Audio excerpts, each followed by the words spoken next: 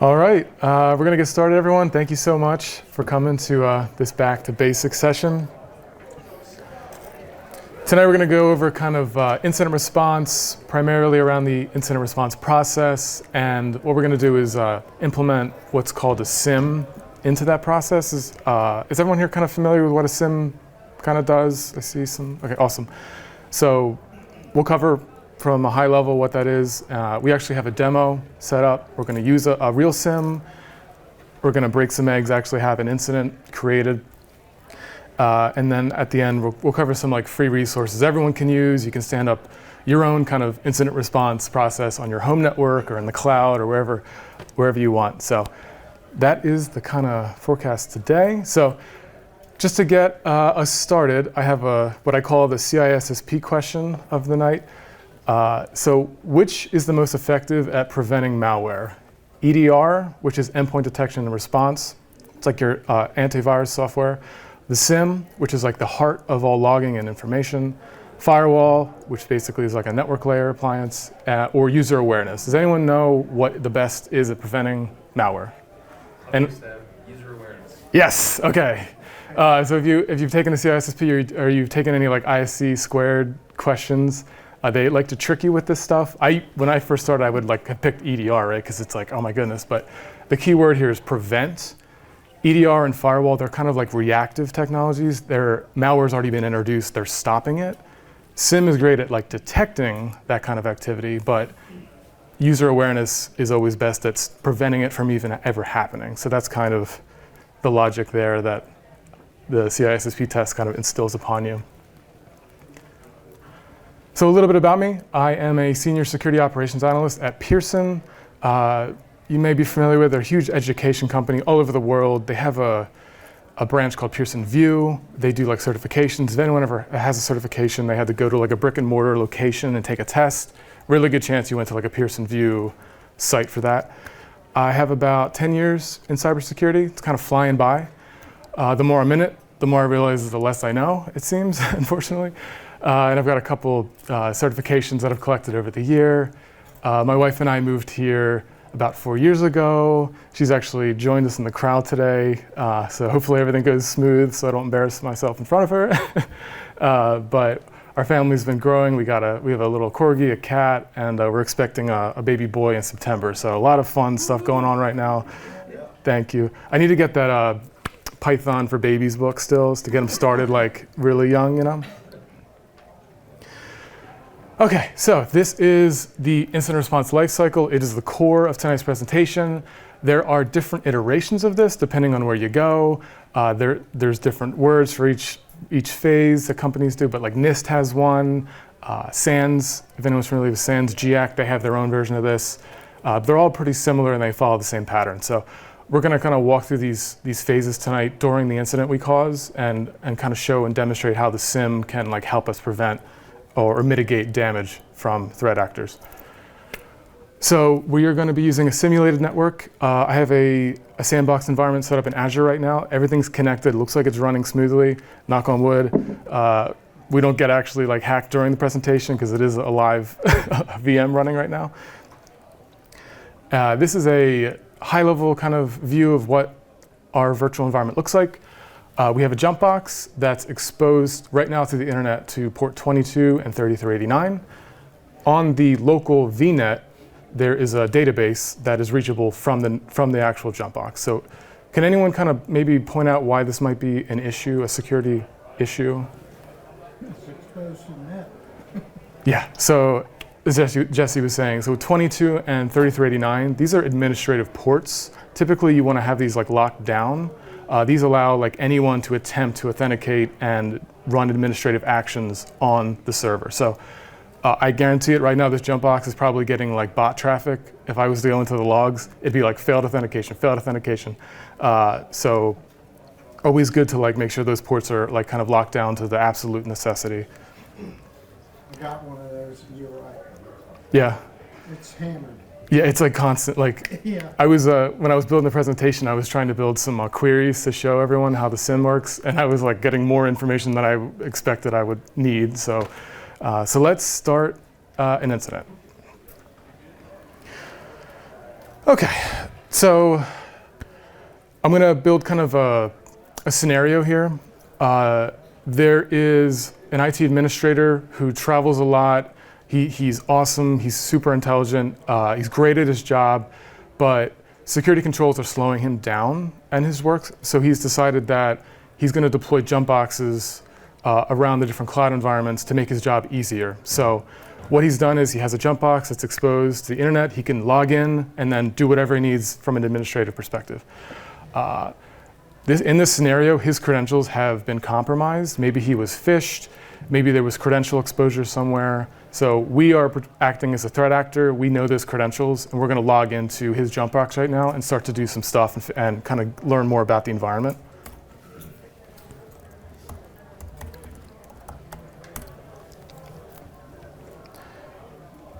All right, so we are logged into the Azure jump box.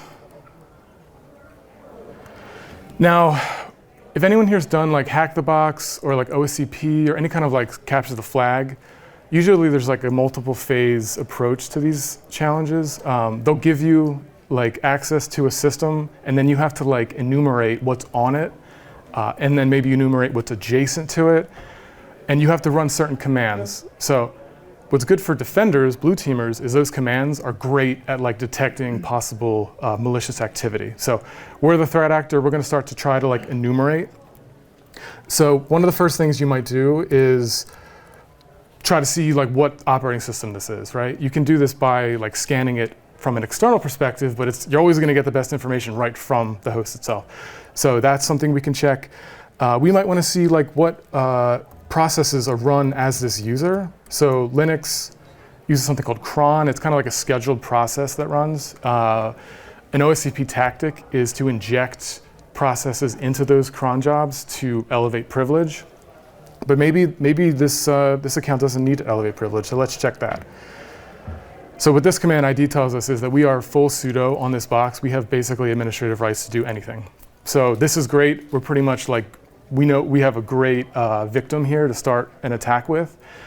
What I might not do now as an attacker, as I said before, is scan adjacent hosts on the network. And we're looking for like that juicy database that may exist, right? So I've gone ahead and I've already installed Nmap. Nmap is a network security scanner.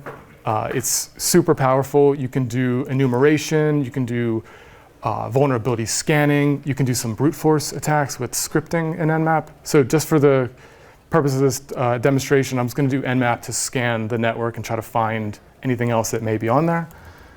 So we're going to do an Nmap scan looking for services.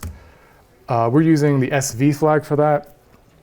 PN flag basically tells Nmap, assume your target is up, because a lot of the times the target will block pings, and then the Nmap scan will fail. So it's kind of always good to assume.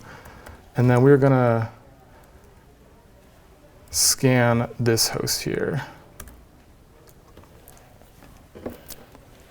And actually, for the sake of time, I'm going to specify port 22. OK. So what we just did, we scanned the local network. We found that there is another host listening on the same VNet with port 22 open. So at this point, it's like, ooh, I wonder what that is. I could start to brute force that SSH service. But something you might want to do is look at the files and the evidence you have available to you on the system you're on now. So we can do something called find. So maybe we look for files that contain like a credential. So there weren't any files that contain credentials. Let's do maybe password. All right, so we have a local file here called passwords.txt. Let's see what's in it. OK. So we have a credential, it seems, to that database on the network. So this is great. Like, we're going to use this in a second. So let's jump back to the presentation. So phase one is preparation phase of the incident response lifecycle. Any questions so far? I kind of like zooming through this. We got a lot to cover, but good? OK. I would say preparation phase is probably the most difficult phase because it requires like leadership and your teammates to build the team, train everybody, make sure that we have training on the tools that we have, right? It takes a long time to develop that knowledge base and those skills. So second in preparation phase, we need to make sure that we have tools and technology deployed where they need to be. So if you have a web server exposed to the internet, there probably should be some sort of WAF technology in front of it protecting it. If you have user workstations, which everyone does, you probably need EDR on those workstations or maybe a web proxy to protect the users, right? So that's that part of that phase there. And then going on more like soft controls, policy, plans, and process. These are like imperative because even if you have the tools available to you, if there's not like a policy that says every Windows 11 device needs antivirus installed on it, like that's a strict corporate policy, you're bound to have gaps in the program and it's a huge problem. And then lastly, legal and compliance. This is kind of like the dark side, but you may have regulations or you may be operating in a country where you're required to store logs for like 12 months. You're required to have detections for certain things. And if you don't meet those requirements, you might lose like a contract or not able to do business with the government or whatever there. So back to our fake little network here. What could have prevented this whole demo from happening is there may have been a corporate policy to prevent jump boxes from existing, or maybe just to prevent these two ports from being open to the jump box. Maybe there's a policy to enforce like something called Azure Bastion, which is like a more secure way of accessing these resources, or some other kind of like remote access software that is more secure than just having these services available to everyone on the internet.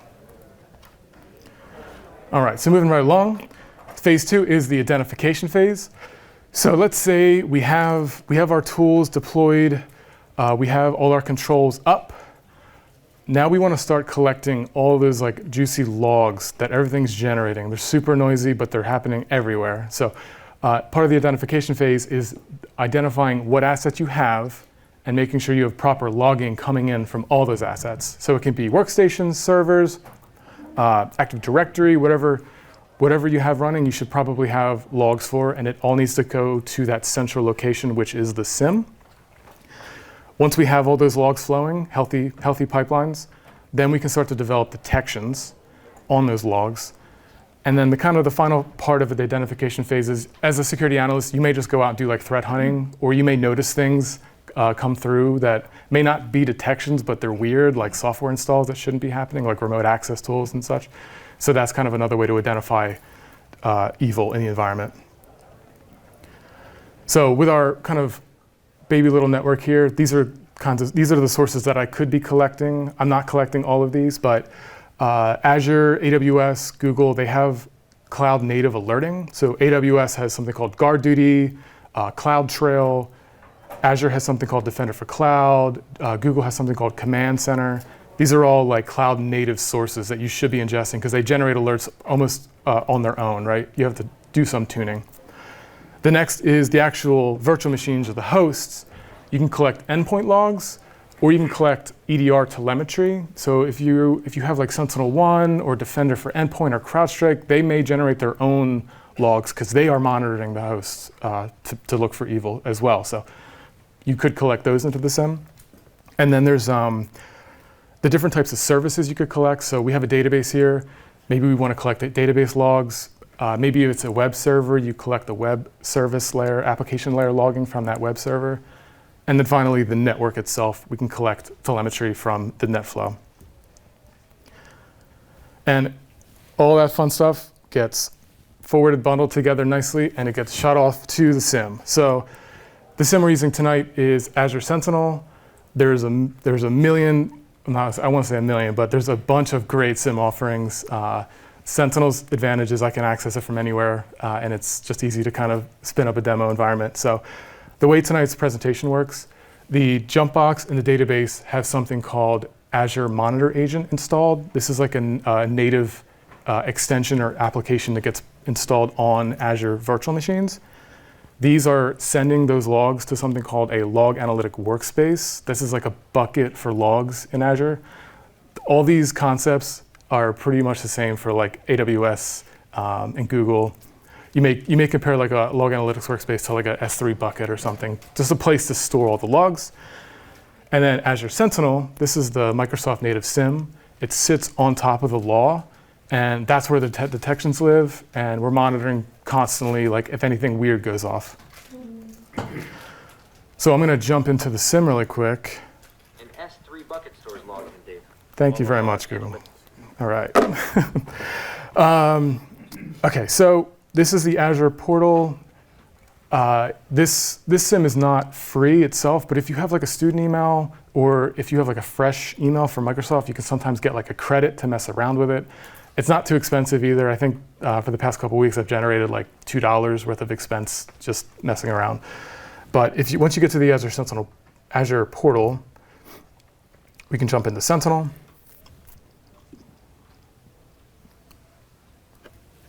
So this is the Microsoft Sentinel SIEM. During me writing this presentation, Microsoft announced that they're actually retiring Sentinel and they're migrating it all to the unified security portal. So this blade will go away and all of Sentinel will be accessible from the Defender portal. So if anyone's using Defender right now or Sentinel, that's coming within the next year. It actually automatically migrated me because I was trying to build this fresh, right? So, but really quickly, I just want to kind of show what logs look like in Sentinel.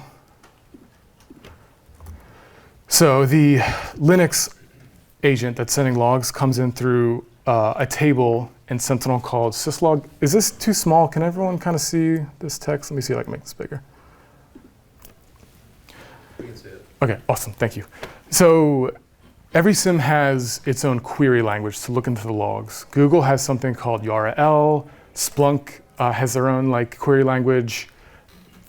Microsoft's is called KQL. It's Kusto. It's named after like an explorer. It's pretty slick. And I just want to really quickly kind of go over some basic commands. So it basically uses functions and operators to build the query. And I kind of like compare it to like going to the grocery store.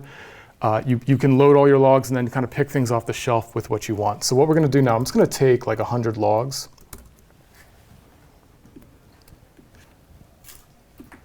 So these are logs right from the jump box, right? And there's a lot of information here. And a lot of the stuff like I'm not too interested in. And that's what's cool about the Kusto query language, because now we can, let's say, I only want to see time. Actually, let's just do, we're going to use another operator called project host.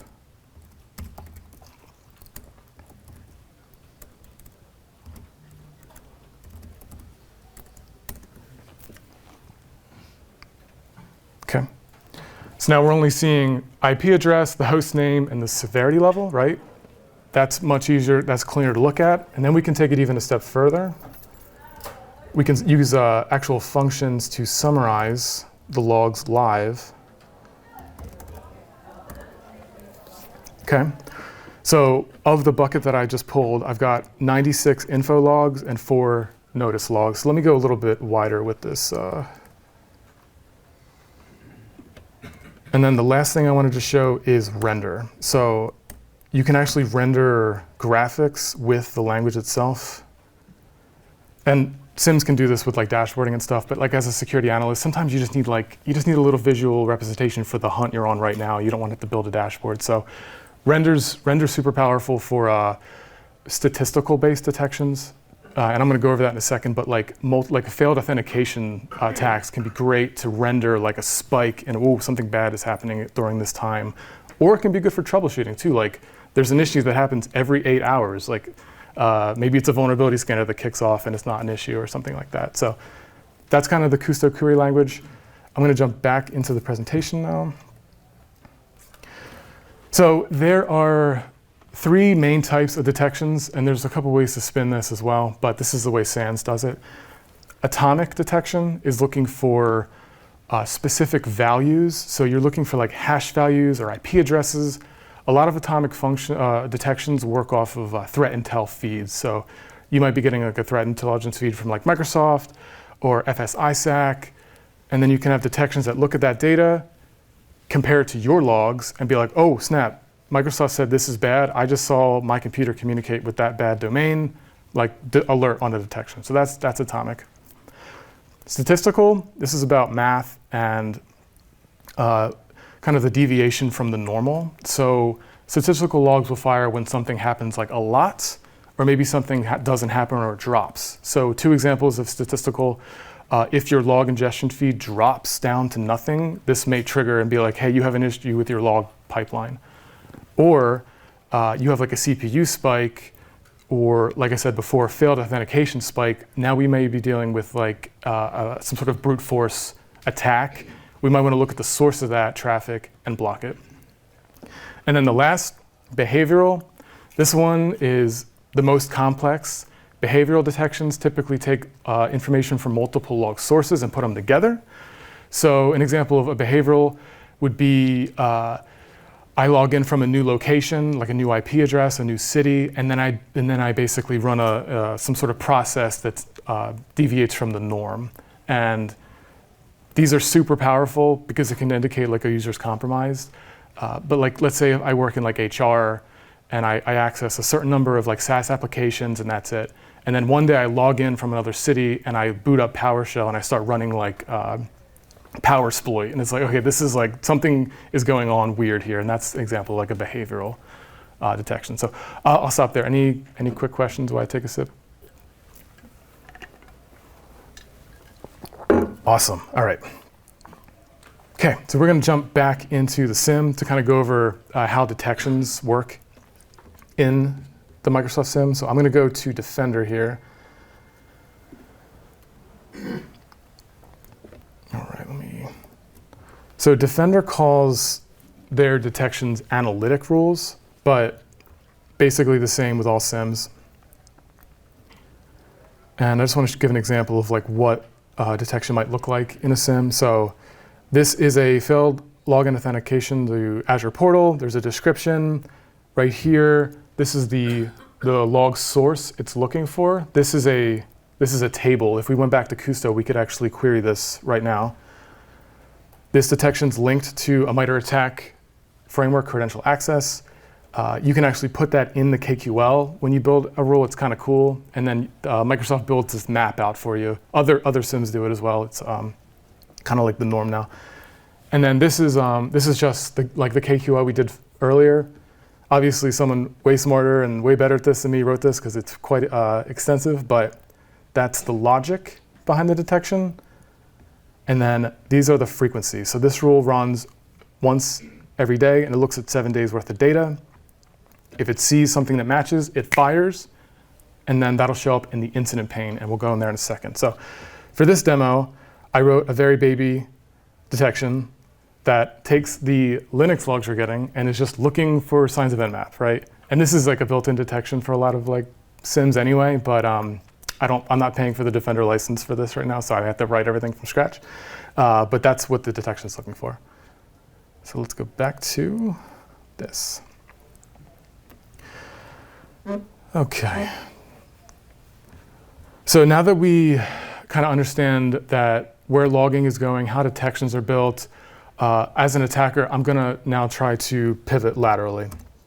So we're going to go dbadmin.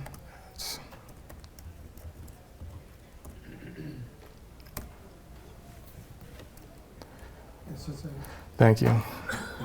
I'm a little keyboard shy.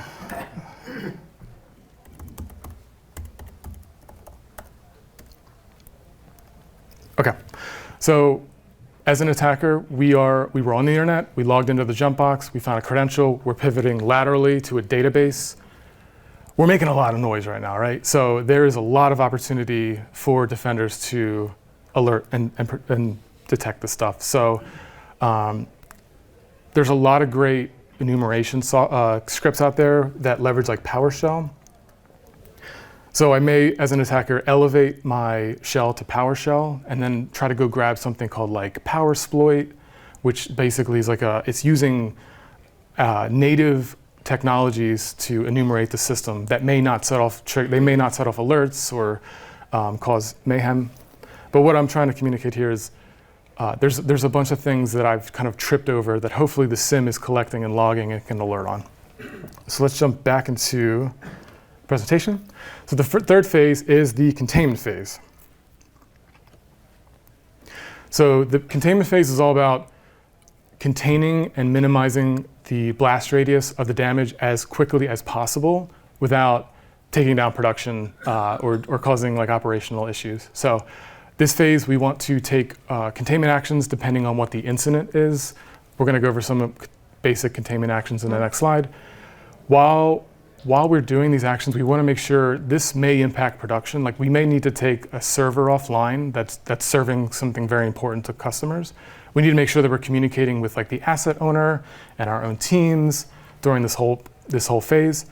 And like I said before, this phase, you want it to be hopefully as short and clean as possible. Doesn't always work out that well. So as a security analyst, these are kind of like common containment actions that I myself take on a daily basis. These are pretty well known. But if there's let's say an alert for a compromised user, maybe we rotate their credentials. If there's like weird traffic coming from a host or evidence of malware, maybe we want to isolate the host and don't let it talk to anyone else so like ransomware can't spread. These are just kind of basic containment actions you can take. And like I said, they don't all fit for each incident. You kind of have to know which incident requires which kind of containment. So any questions on containment actions? No? Awesome, you guys are being so easy on me, I appreciate it.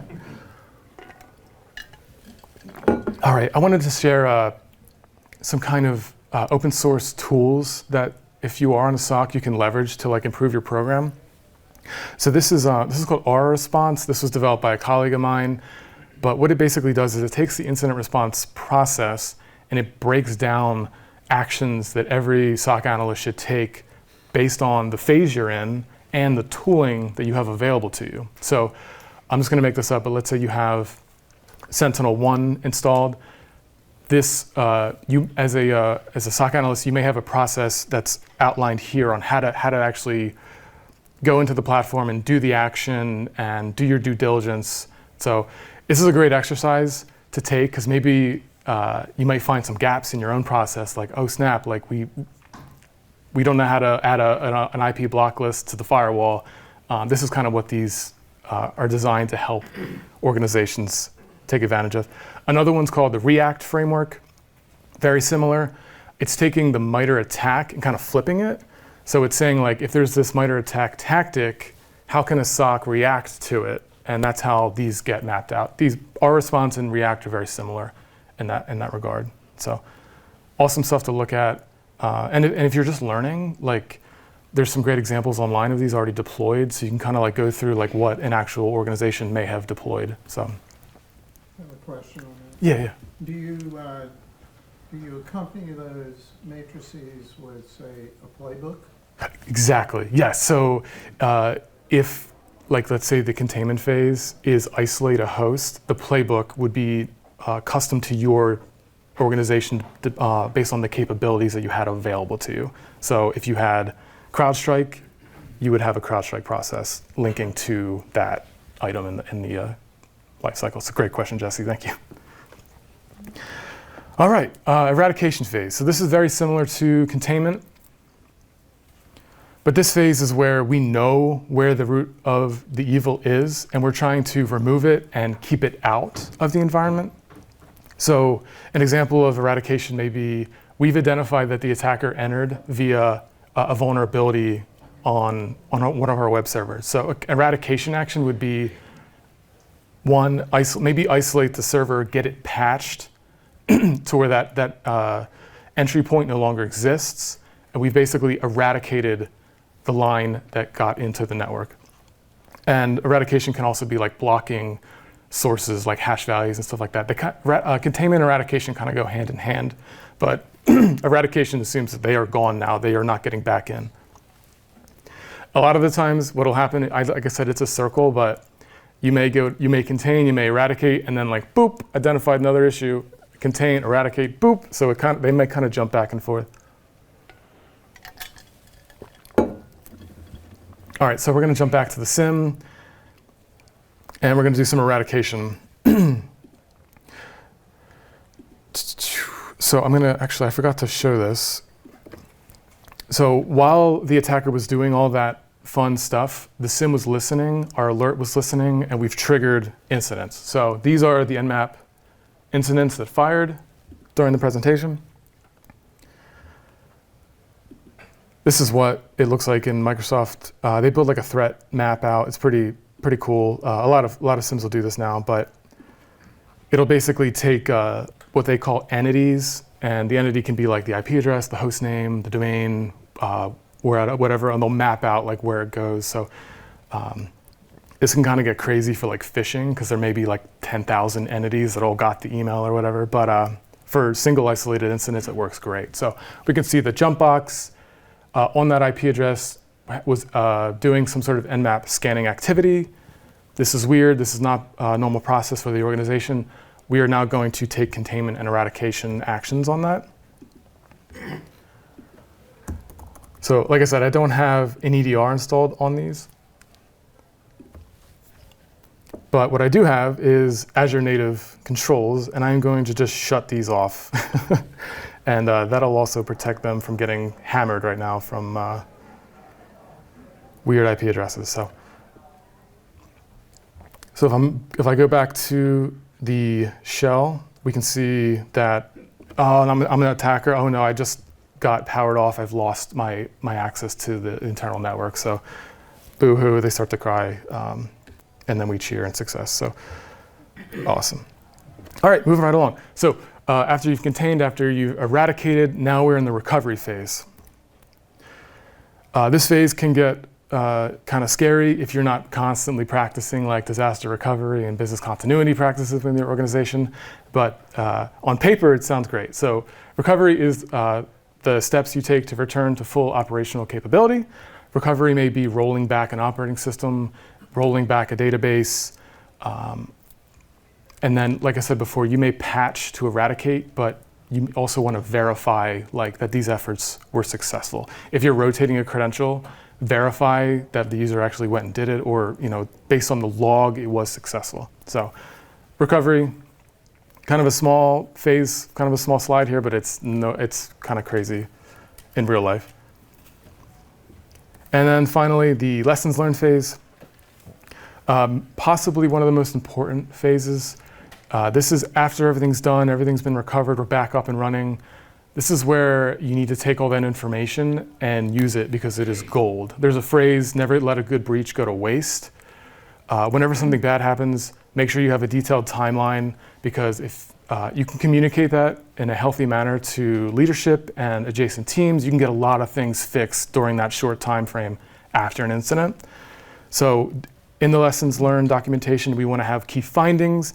We want to understand if there were gaps. And then the final thing is to kind of take all these things, and we're going to take action items from those to update processes.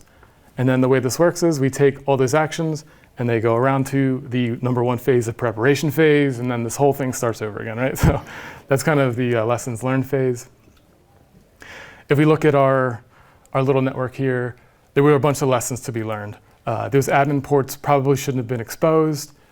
These systems don't have any kind of EDR telemetry on them or any kind of EDR capabilities. There was plain text credentials on the jump box. Does anyone know what non-repudiation means, the term?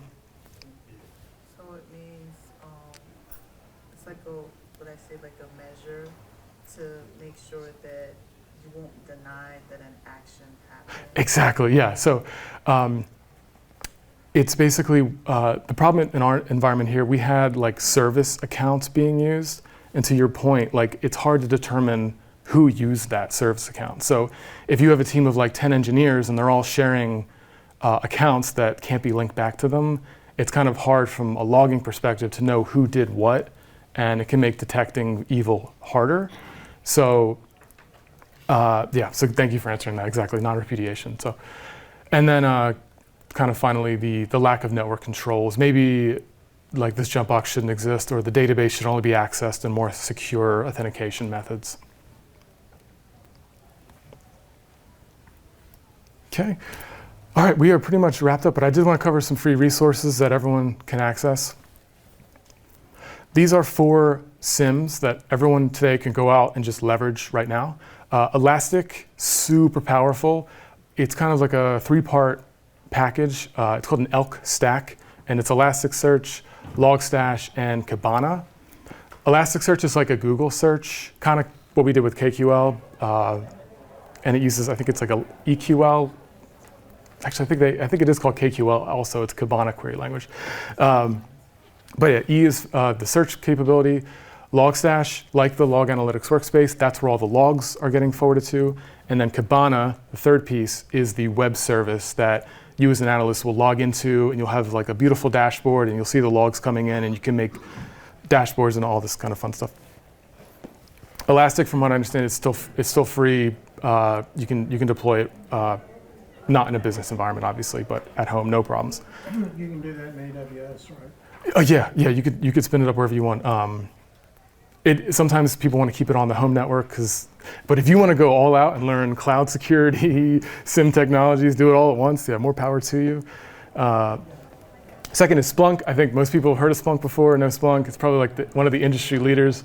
Cisco down the road bought them a couple years ago. Last time I checked, they had a free license of like 90 days. It may be like 180 days, but you can download Splunk, install it locally, install the Splunk forwarders on some hosts, and kind of mess around with like the awesome dashboards and stuff you could build in there. Wuzza, this is an open source SIEM. I love Wuzza. There's some great tutorials on YouTube. You can stand up a SIEM in like 30 minutes. They have a Wuzza agent that you can install. They recently released like a vulnerability module for that agent. So let's say you have like your home gaming PC. I'm just gonna use myself as an example. Home gaming PC, and then like a hypervisor with a couple little VMs doing things. You can put Wuzza agents on all those, similar to Elastic and Splunk, but it's so streamlined and easy. So really recommend Wuzza if you just wanna like kind of get into SIEM and logging. And then finally, Microsoft Sentinel, that's what we use today. I'll say it again, if you have an EDU email, that you are in great shape to get a lot of free credits from Microsoft. But if you don't, it's only a couple of bucks if you're smart with the technologies you're spinning up. These VMs, I've spun them up and down like 10 times probably in the last week, and it's generated like a couple dollars worth of cost. So not a big expenditure there. All right, and that is it. Thank you so much, everyone, for listening to me talk. And then I will open for questions. Yes? So in general, when you're going through this thing, the false positives, right? Yes. I know they typically come in the direction of it, but what happens if a containment is triggered because of the false positive? Do you still treat it as part of the containment stuff, or that? Oh my gosh, that is $1 million question, because as a SOC analyst, most of your incidents are false positive. Maybe like 99% of them are false positive. So you start to build this you have to be careful not to build a stigma to just write things off, right? Because it's like you can get alert fatigue. Right. And that's why I'm so glad you asked that, because every organization goes through this, but those detections that you write, every single one of them should be linked to documentation so that an analyst knows to go and look. There should be documented exclusions in the detections. So every time a false positive goes off in an ideal organization, some sort of, either it's an analyst or a SIEM engineer should go into the detection and add that exclusion and then put a comment, kind of like just good development practices, like this IP address triggers this detection once a quarter. It's a legitimate process. This is where you can go to get more information on it, right? And then it hopefully won't trigger again. And then you're building confidence in your SOC analyst that when something goes off, I need to take a really good, close look at it. So thank you so much for asking that. That's a great question. Can I ask a follow-up? Yeah. So what happens, like you do all this stuff, but you find out containment fallout, right? Like you isolated alleged name. Yeah, so if you take How do you loop that back in? Yes, you're saying like, let's say that we had an alert trigger on a web server and we isolated it, and now we just broke production. Correct. Yeah, so it's a really Technically a false positive. Yep. It went as happens all the time, and that's why having like an open communication channel between your team and your adjacent teams is so important. A lot of my false positives that I work on a daily basis is I'm able to determine it before taking any containment actions, because I'm able to find an asset owner quick and like reach out to them and identify actions taken. So his use case, in your sample, you had this rogue admin who had this jump box, right? Yep. So we saw how we could trigger it, but a safe way to do this would be to trigger it with a detailed combination of things. So the nmap, Yep. the uname, the jumping over to the database. Exactly. Combine all of these together, that's a signature. If you just say connect here and then jump over to the database, now you're going to deny legitimate business. Yep. So we're trying Yep. to figure out how do we limit our admin to what's safe, but otherwise allow him this extra node, right? You are exactly right, yeah. I work on web security stuff, and I have people who are like, well, we just want to white box the IP address of the scanner with scanning our host. And I'm like, no, you don't do that. What you're going to do is you're going to whitelist only HTTP traffic, only with a keyword in the headers, and then we're going to insert a keyword in the headers so that anybody that has that scanner doesn't happen to get in, right? And nothing from that IP. You'd be very, very precise, and then you're safe. So basically, you're looking for signatures. Like, Combinations.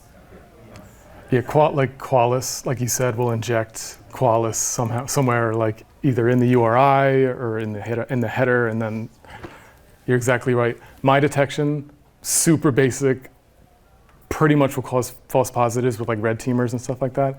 But what he was saying was like you need to have multiple conditions, and that's what detections will do. The Azure sign-in log detection we showed, it was like this big because there's like 30 different conditions that it has to meet, and it's like maybe it's a threshold of failed logins, and maybe MFA wasn't registered or something like that. So thank you for that. That was perfect.